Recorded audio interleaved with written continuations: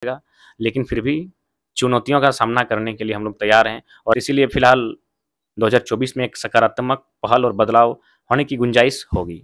यही तो हमारे राज्य का दुर्भाग्य है और माननीय मुख्यमंत्री पता नहीं किस घमंड में बैठे हैं, पता नहीं किस दबाव में हैं, अबरू छबरू गंगा पार सबको लेकर चल रहे हैं। काहे भाई, सबका अपना अपना राज्य है, अपने अपने राज्य के लिए वे अपने अधिकारों को आवाज बुलंद करे। किसने मना किया है? हमारे राज्य में आते हैं, आइए ना 10% में आइए, में जाए कोई दिक्कत नहीं है, लेकिन सदैव के लिए इसी भूभाग में रह जाना, बस जाना और यहाँ के स्थानीय निवासियों के बराबर आकर अधिकार लेना, ये कतई उचित नहीं है। राज्य की जनता भी बदलाव चाहती है, आप भी बदलाव चाह रहे हैं और आंदोलन कर रहे हैं, लोग भी आंदोलन कर रहे हैं, तो 24 की क्या तैयारी है?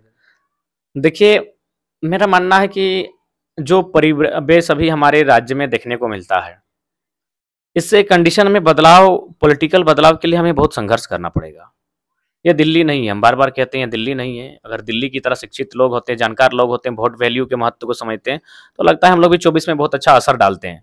लेकिन चूंकि क्या होता है कि अभी तक ठीक है, आंदोलन तक ठीक है, लेकिन जैसे ही पॉलिटिकल चीज़ें सामने आएंगी तो हमारे बीच के बहुत सारे युवा हैं जो संभवतः किसी अन्य पार्टियों के साथ, पॉलिटिकल लीडर के साथ दिखेंगे, हो सके किसी उनका रिलेशन का हो या फिर उन्हें कुछ लाभ प्रतिलाभ दर दिखाया गया हो, तो ये सब बहुत सारी चीज़ें आपको देखने को मिल सकती है। तो फिलहाल हम लोग प्रयास कर सकते हैं, परिणाम को लेकर आश्वस्त नहीं हो सकते हैं, लेकिन कहा गया है कि प्रयास से ही परिणाम मिलता है। तो जाहिर सी बात है, पढ़े लिखे छात्र हैं, नौजवान है, और ऐसे भी कहा जाता है कि जब बुरे लोग कुछ करते हैं तब बुरा नहीं होता है, अच्छे लोग चुप हो जाते हैं तब थोड़ा ज़्यादा बुरा होता है। तो यदि हम लोग को लगता है कि हम लोग अच्छा कर सकते हैं तो कम से कम करने का प्रयास रहेगा। बाकी होना या ना होना ये मेहनत पर डिपेंड करता है और लोगों की जागरूकता पर डिपेंड करता है, लोगों के मूड पर डिपेंड करता है। सबसे बड़ा चीज़ है लोगों का मूड, वे किस मूड पर है ये डिपेंड करता है। हालांकि झारखंड अलग माने अलग स्टेट है, यहाँ एक भाषा नहीं है, एक बोली नहीं है, एक किस्म के मान्यता नहीं है, तो थोड़ा सा टफ रहेगा। बाकी बंगाल की बात करें तो वहाँ एक ही भाषा है, मेन भाषा बंगाली, वो कवरेज कर लेती है पूरे स्टेट को, लेकिन हमारे यहाँ थोड़ा सा डिफिकल्ट रहेगा। लेकिन फिर भी चुनौतियों का सामना करने के लिए हम लोग तैयार हैं और चुनौतियाँ नहीं तो फिर मज़ा क्या है कि वो, इसीलिए फिलहाल 2024 में एक सकारात्मक पहल और बदलाव होने की गुंजाइश होगी। आप युवाओं की और छात्रों की भी बात करते थे, क्या 24 में छात्रों को भी आगे आना चाहिए? देखिए, छात्रों को ही आगे आना चाहिए, क्योंकि सबसे ज़्यादा अगर किन्हीं का नुकसान आज हो रहा है तो नियोजन नीति नहीं बनने के कारण उन छात्रों का हो रहा है जो अपने जीवन का 10 साल हजारीबाग, रांची, धनबाद के छात्रावास में दे चुके हैं। हम लोग देखे हैं, बहुत करीब से देखे हैं, हम लोग भी छात्र जीवन में अभी भी हैं, तो बहुत करीब से देखे हैं कि उनके साथ क्या बीतता है। बड़ी मुश्किल से घर से चावल लेके जाते हैं, समय समय पर घर से साग सब्जियां लेकर जाते हैं, और बड़ी मुश्किल से जो माता पिता पैसा देते हैं, मिडिल क्लास फैमिली से सब हैं, बड़ी मुश्किल से पैसा मैनेज करते हैं। कभी कभी देखते हैं बकरी, छगरी, मुर्गी, चेंगना इत्यादि बेचा जाता है, तो कभी माँ अपना पुराना गहना को गिरवी रखती है, तो किसी से बहुत माने कर्ज लिया जाता है, सूद पे भी पैसा लिया जाता है। यानी बहुत मुश्किल से जो अभिभावक हैं अपने बच्चों को पढ़ा रहे हैं, और सरकार बेशर्म बनी हुई है, यहाँ की नौकरियों को पैसा लेकर दूसरों को बेच रही है। मतलब ये लोग, देखिए, सबका एक दिन नियति हिसाब करती है।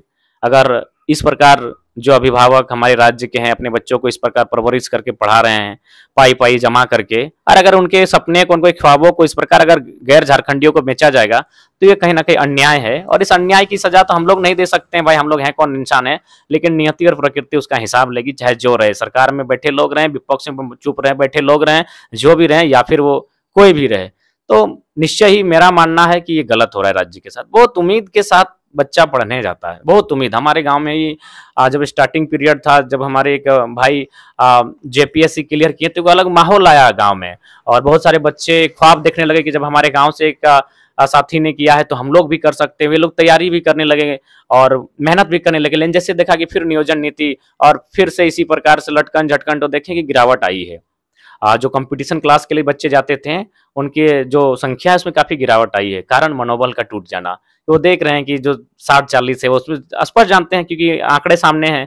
यही 15 तारीख को आपका रिजल्ट आया, सहायक अभियंता का 93% गैर राज्यों के लोग हैं, जिनका इस राज्य से कोई सरोकार नहीं है, ना उनके बाप दादा जेल गए हैं, ना उनका खून बहा है, ना किसी योजना में उनका जमीन गया है, ना कभी वो विस्थापित हुए हैं, और मजे से आकर यहाँ नौकरियां करते हैं। यही तो हमारे राज्य का दुर्भाग्य है और माननीय मुख्यमंत्री पता नहीं किस घमंड में बैठे हैं, पता नहीं किस दबाव में हैं, अबरू छबरू गंगा पार सबको लेकर चल रहे हैं। काहे भाई, सबका अपना अपना राज्य है, अपने अपने राज्य के लिए वे अपने अधिकारों को आवाज बुलंद करे। किसने मना किया है? हमारे राज्य में आते हैं, आइए ना 10% में आइए, 15% में आइए, ये 60-40 कतई उचित नहीं है। इससे राज्य को आने वाले दिनों में बहुत बड़ा नुकसान होगा। और ये हम नहीं, हमारे एक वरीय पुलिस अधिकारी हैं, उनसे बात हो रही थी, वो झारखंड के, उन्होंने आंकड़ा दिया कि प्रत्येक साल 36,000 लोग झारखंड में आके बस बसाव कर रहे हैं। 36,000 लोग मायने हैं।